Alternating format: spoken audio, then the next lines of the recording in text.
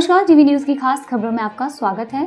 आज जबलपुर के Ranital youth hostel में मध्य प्रदेश पंचायत सरपंच संगठन की एक बैठक के साथ ही एक प्रेस वार्ता आयोजित की गई। इसमें सरपंच संगठन की अध्यक्ष वर्षा शिव पटेल ने जानकारी देते हुए बताया कि सभी सरपंच को उसी ग्राम में कक्ष उपलब्ध कराए जाएंगे जहां से उनके कार्य संचालित हो। साथ ही उन्होंने मानदेय को लेकर भी सरकार से मांग की है कि सभी सरपंचों का मानदेय भी बढ़ाया जाए। साथ ही अन्य कई मुद्दों को लेकर सरपंच संगठन ने मध्य प्रदेश शासन के मुख्यमंत्री से मांग की है। इसके साथ ही उनकी तमाम जो समस्याएं हैं उन समस्याओं का शीघ्र समाधान किया जाए, इसको लेकर भी उन्होंने मुख्यमंत्री से मांग की है।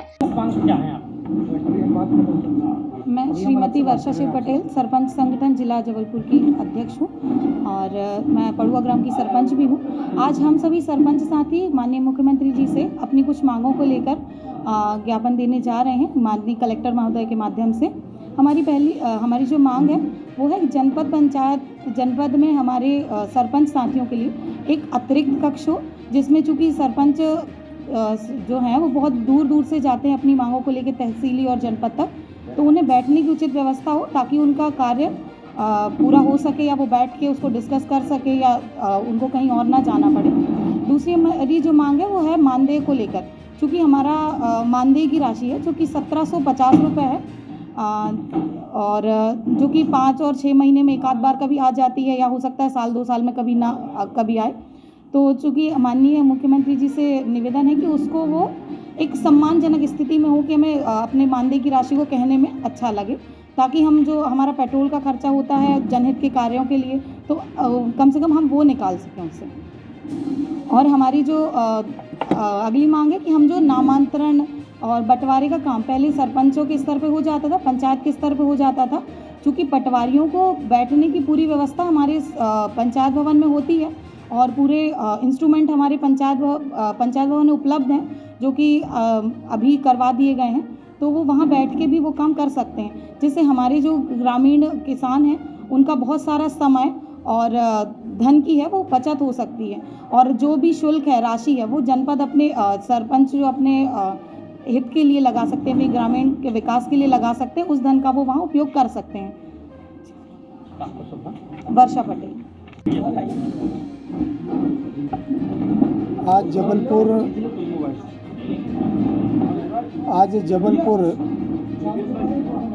सरपंच संगठन के ज़िले की पूरी बॉडी, जिला अध्यक्ष वर्षा पटेल जी के साथ साथ उनके पूरे पदाधिकारी और पूरे उनके कार्यकारिणी के लोग एकत्रित हुए हैं और माननीय मुख्यमंत्री श्री शिवराज सिंह चौहान जी के नाम कलेक्टर जबलपुर को ज्ञापन देंगे। ज्ञापन में कुछ बिंदु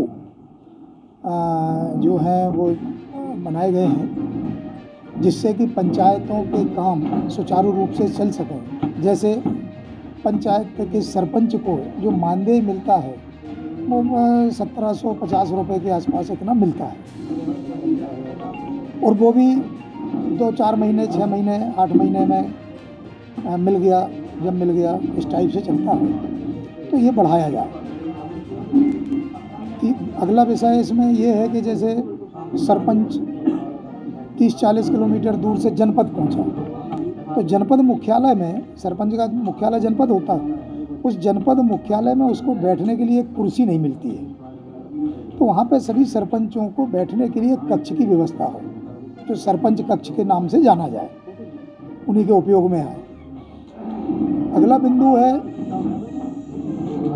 उस पंचायत क्षेत्र में वीआईपीओं का आना जाना लगा रहता है, विधायक, सांसद, मंत्री, कलेक्टर पहुंच जाते हैं, जनपद के अधिकारी पहुंच जाते हैं, तो इनके सत्कार करने के लिए जो राशि खर्च होती है, अब अकेले अधिकारी नहीं पहुंचे, अकेले कोई वीआईपी नहीं पहुंचते हैं, क्योंकि मैं भी भ्रमण करता रहता हूं, मैं देखता हूं कि 150 लोग साथ में रहते हैं। अब उनको चाय नाश्ता कराना एक बार में कितना खर्चा हो सकता है, तो ये वाली जो राशि है जिसको सत्कार राशि कहते हैं, जबकि हर अधिकारी किसी भी लेवल के अधिकारी हों उनके ऑफिस में सत्कार राशि की व्यवस्था होती है, जब बड़े जनप्रतिनिधियों के पास होती है, तो इनके पास भी ये व्यवस्था होना चाहिए। ये अपने जेब से खर्चा करते हैं। सीसी रोड, पूरे मध्य प्रदेश में सीसी रोड का निर्माण हो रहा है।